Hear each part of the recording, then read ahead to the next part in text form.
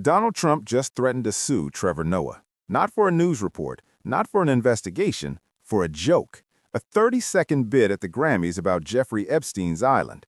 And here's what nobody's telling you. This isn't about protecting Trump's reputation. This is about weaponizing defamation law to silence speech. And from a prosecutor's perspective, Trump just walked into a legal minefield that could expose far more than he intended. Pay attention to what happens next. Sunday night, February 1st, 2026, the Grammy Awards. Trevor Noah is hosting for the fifth and final time. Billie Eilish wins Song of the Year for Wildflower. Noah makes a joke. That is a Grammy that every artist wants, almost as much as Trump wants Greenland, which makes sense because Epstein's island is gone. He needs a new one to hang out with Bill Clinton. The audience laughs. Noah adds, "I told you it's my last year. What are you going to do about it?" By 10:01 a.m., Trump posts on Truth Social, not a quick dismissal, a 300-word threat. Let me read you the key parts. Noah said incorrectly about me that Donald Trump and Bill Clinton spent time on Epstein's island. Wrong. I can't speak for Bill, but I have never been to Epstein Island, nor anywhere close, and until tonight's false and defamatory statement, have never been accused of being there, not even by the fake news media. Then comes the threat. Noah, a total loser, better get his facts straight and get them straight fast. It looks like I'll be sending my lawyers to sue this poor, pathetic, talentless dope of an MC and suing him for plenty. Ask little George Stoppadopoulos and others how that all worked out. Also, ask CBS. Get ready, Noah. I'm going to have some fun with you. Now, Trump's referencing his recent wins. ABC News paid him $15 million after George Stoppadopoulos said Trump was liable for rape when the legal finding was actually sexual abuse.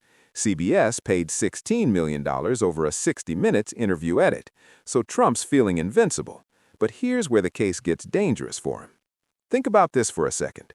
What Noah said wasn't a news report making a factual assertion. It was a joke at an award show by a comedian in front of millions of witnesses who understood it as satire. And satire about public figures has different legal protections than news reporting. But there's something else, something Trump's lawyers should have caught before he hit send. On January 30th, just 3 days before the Grammys, Trump's own Justice Department released over 3 million pages of Epstein files. The Deputy Attorney General, Todd Blanche, stood at a podium and told America, "These files represent full compliance with the Epstein Files Transparency Act." And what's in those files? Trump's name appears more than 3,000 times. Let that sink in. The files include emails where Epstein and his associates shared news articles about Trump. They include photographs of Trump at Epstein's properties. They include a 2020 email from the Southern District of New York stating, "Donald Trump traveled on Epstein's private jet many more times than previously has been reported or that we were aware." They include testimony from one of Epstein's victims who said Ghislaine Maxwell made it clear she was available for Trump and his friends. The file noted nothing happened, but Maxwell's statement suggested the arrangement.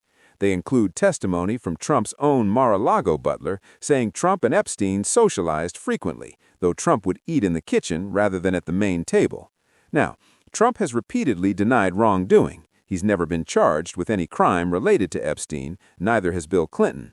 Both men deny any knowledge of Epstein's criminal activities. But here's the prosecutorial question.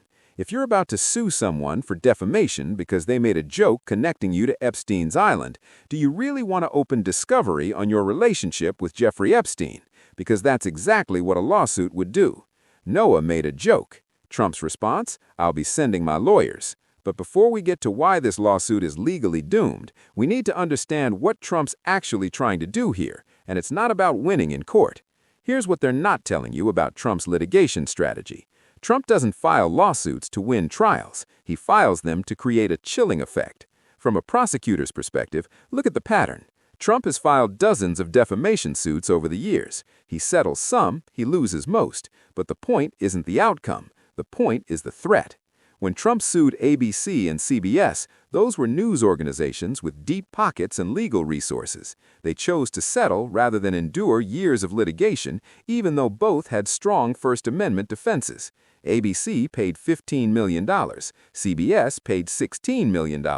That's $31 million for statements that were arguably true or substantially accurate, but technically imprecise. Now Trump's applying the same playbook to a comedian. But here's what's different.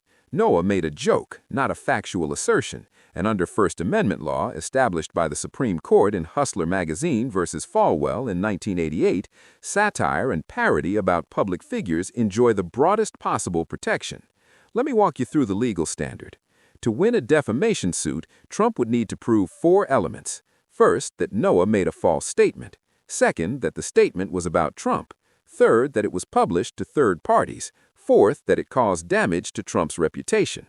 But Trump's not a private citizen. He's the President of the United States. That means he's a public official, which triggers a much higher standard under New York Times versus Sullivan from 1964. Trump must prove actual malice. That's a specific legal term. It means Noah either knew the statement was false or acted with reckless disregard for whether it was true or false. And here's the problem for Trump. You can't prove actual malice for a statement that's obviously a joke. In Hustler versus Falwell, the Supreme Court addressed this exact issue. Hustler magazine published a parody suggesting Jerry Falwell, a prominent televangelist, had an incestuous encounter with his mother in an outhouse. Falwell sued for defamation and intentional infliction of emotional distress. The court ruled unanimously that parody, no matter how outrageous or offensive, cannot be defamation if no reasonable person would believe it's asserting actual facts.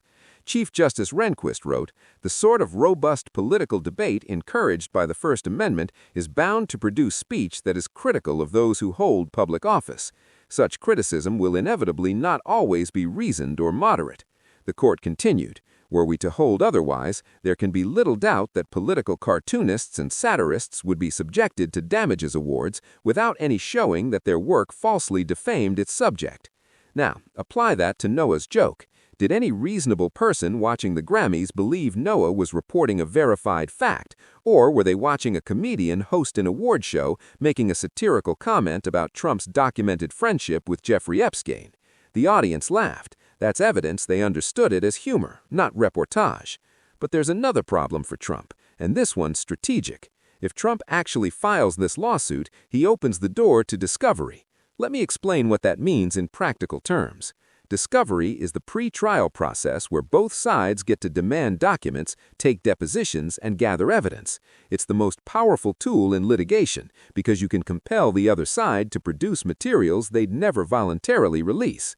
If Trump sues Noah for defamation over the Epstein joke, Noah's lawyers can subpoena every communication Trump ever had with Epstein, every email, every text, every phone record, every flight log.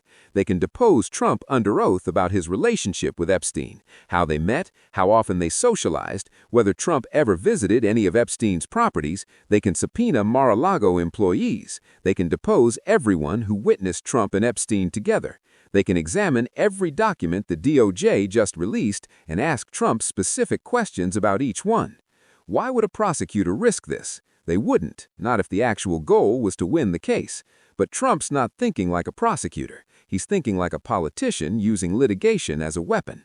Let's look at the timeline.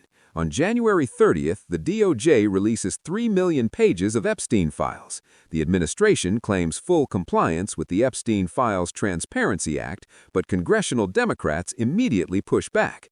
Representative Ro Khanna, who co-sponsored the law, says the DOJ said it identified over 6 million potentially responsive pages, but is releasing only 3.5 million.